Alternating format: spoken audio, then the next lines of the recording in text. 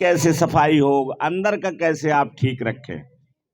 सारी बीमारियों की जड़ हमारा पेट होता है।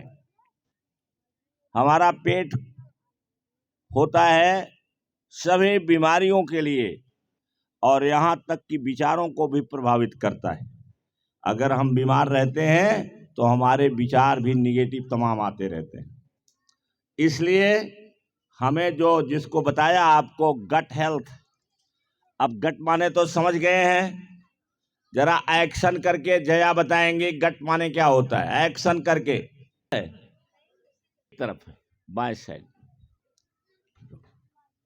और जहां से ग्रास नली हमारी, जहां से खाना खाने के बाद जाता है और नीचे तक अंत तक, ये सब गट ही कहलाते हैं। और गट में जो बड़ी आंत होती है उसमें बैक्टीरिया और फंगी और वायरस रहते हैं, माइक्रोब्स। माइक्रोब्स क्या होता है?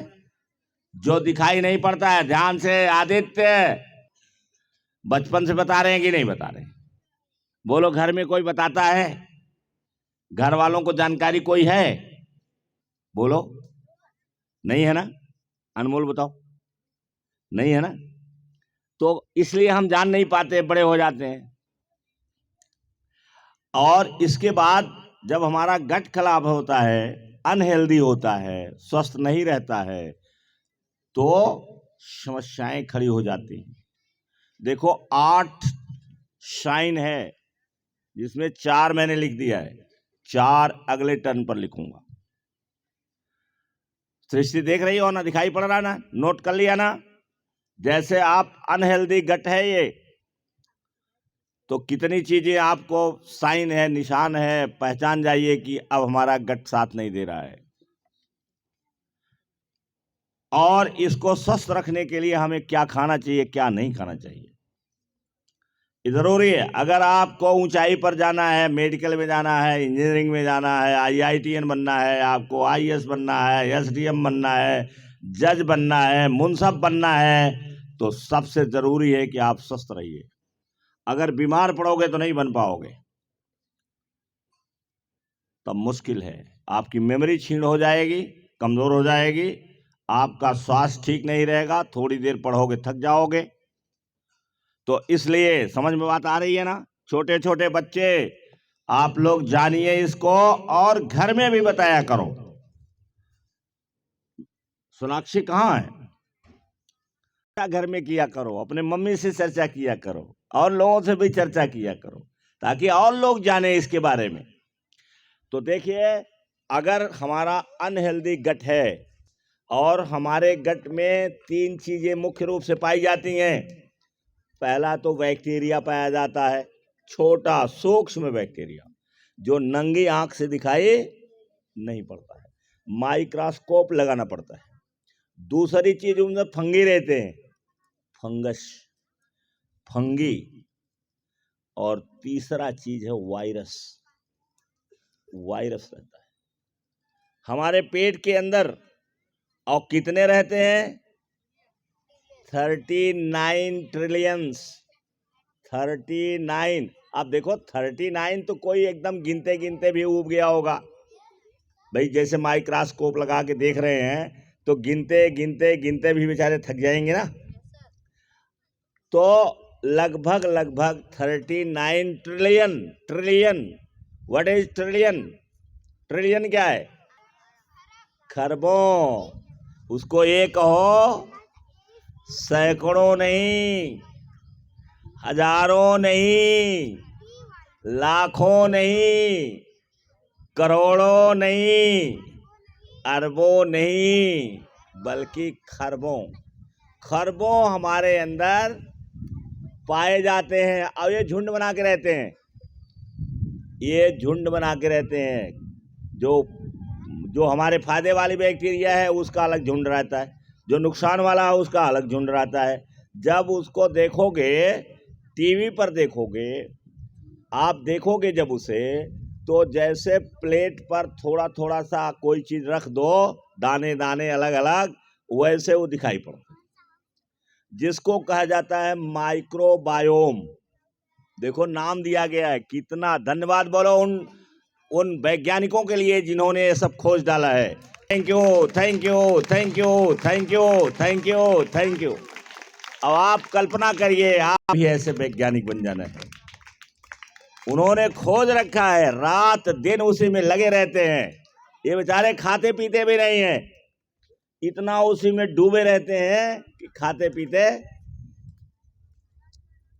इनको टाइम नहीं रहता है, इनको टाइम नहीं रहता है, रात दिन ये उसी काम में लगे रहते हैं।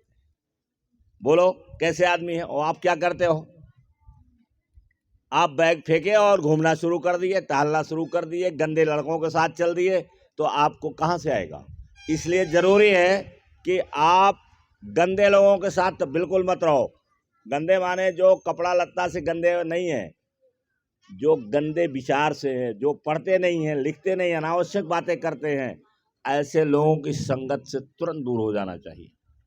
तो देखो माइक्रोब्स कितने होते हैं? तो 39 ट्रिलियन। और ये हमारे शरीर को प्रभावित करते हैं। देखो अगर हमारा अनहेल्दी गट है, नोट कर लिया है? कितने लोगों नोट कर लिया इसे? डाउन। क्या चीज है? ब्लोटिंग होती है। Bloating. What is bloating? Bloating क्या है? कौन बताएगा? हाथ उठाओ। ब्लोटिंग क्या है? ब्लोटिंग, ब्लोटिंग माने पेट का फूलना। पेट फूल जाता है, लगता भरा भरा है और कठोर हो जाता है, इसको कहते हैं ब्लोटिंग। पहला निशान क्या है? कि हमारे शरीर में सूजन आ जाती है। ऐ लड़का, ये और जो उद्देश्य आप बनाए उसमें कामयाब हो जाइए। तमाम बाधाएं आपके सामने हैं, अनेक बाधाएं हैं, घर से तमाम समस्याएं हैं, तो उन समस्याओं से तो जूझना ही जूझना है। कम से कम अपना शरीर तो फिट रखो, और शरीर जब फिट रहेगा तो माइंड फिट रहेगा, ये फिट रहेगा। तो पहला निशान है कि ब्लोटिंग होती है। खाना खाएंगे और पेट फूल जाएगा। अब पेट फूल जाएगा तो डब डब ढोल की तरह से बजना शुरू हो जाएगा, कुछ खाने का मन नहीं करेगा। ये है अनहेल्दी गट की पहली पहचान। क्या पहली पहचान है? ब्लोटिंग माने पेट फूल जाता है, और बजाओ ऐसे तो ढब ढब ढब बजने लगता है ढोल की तरह से। ठीक है, तो ब्लोटिंग है। और दूसरा निशान इसका क्या है? Fatigue and brain fog. Fatigue माने थकावट, थकावट लगी रहती है। कुछ लोग ऐसे हैं कि थोड़ा सा काम करके थक जाएंगे, उन्हें दिन भर थकावट ही लगी रहती है, कुछ काम करने का मन नहीं करता है। बात सही है ना?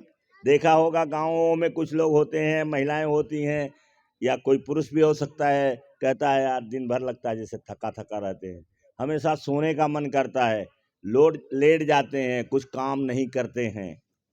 ऐसे लोग हैं, उसको कहते हैं फटीग। फटीग, फटीग माने थकावट लग जाना। श्वेता, थकावट लग जाती है, मन नहीं करता है, चारपाई पर लेट जाने का मन करता है, मन करता है कि चारपाई पर लेट जाएं। तो ये फटीग है, थकावट लगती है, क्योंकि जो गट हमारा है वो अनहेल्दी है, वो हेल्दी नहीं है, खाना ढंग से नहीं पचाता है, और भी चीज़ें हैं वो ढंग से नहीं होता है। इसलिए लोग क्या करते हैं? लोग क्या करते हैं? लोगों को क्या हो जाता है? थकावट लगती है। बोला करो, थकावट लगती है। और दूसरी तरफ है ब्रेन फॉग। अब बोलो, ये तो आसान है। ब्रेन फॉग, ब्रेन फॉग माने क्या होगा? आंखों के सामने लगता है जैसे दिखाई नहीं पड़ रहा है। फॉग माने कोहरा, और ब्रेन माने हमारे ये, इसके सामने क्या छा जाता है? कोहरा छा जाता है। लगता है जैसे अंधेरा छा रहा है। ये है इसकी दूसरी पहचान। क्या पहचान है उसकी दूसरी? कि थकावट लगी रहती है, हमेशा थकावट लगी रहती है, कुछ करने का मन नहीं करता, कुछ पढ़ने का मन नहीं करता, कोई काम करने का मन नहीं करता है। और दूसरा, जब खड़े होते हैं तो इसके सामने लगता है जैसे सब अंधेरा। और इसके बाद थोड़ी देर के बाद गिर जाते हैं। जब वो ज्यादा हो जाता है तो फिर गिर जाते हैं। देखो यहाँ बच्चे जो गिरते हैं उसका कारण है कि उनका गट जो है हेल्दी नहीं, वो ढंग से न खा पाते हैं, न घर ढंग से वो रह पाते हैं। तो आते हैं, पता चला थोड़ा देर खड़े रहे, बस इसके बाद गिर जाते हैं ना। तो ये इसलिए जरूरी है कि पहला काम है कि उनका जो गट है वो स्वस्थ रखा जाए। और तीसरी चीज है digestive and diarrhoea. Digestive problem आती है, अपच, अपच हो जाता है। डाइजेस्टिव प्रॉब्लम माने पाचन क्रिया हमारी खराब हो जाती है, पचता नहीं है, खाना ढंग से पचता नहीं है। और फिर क्या होता है? डायरिया हो जाती है। डायरिया सभी लोग जानते होंगे। डायरिया अब तो डॉक्टर भी डायरिया ही बोलते हैं, सभी लोग डायरिया ही बोलते हैं कि पेट एकदम खराब हो जाता है और सब पानी पानी जैसे पेट से बाहर आने लगता है। जो खाओगे वो खड़ा खड़ा ही निकल जाएगा। ऐसा डायरिया कितने लोगों को हुई होगी? जरा हाथ उठाओ, कितने लोगों को ये डायरिया इस प्रकार से हुई है? लगभग सबको होती है। तो ये डायरिया हो जाती है। डायरिया हो जाएगी कि आप कमजोर हो जाओगे।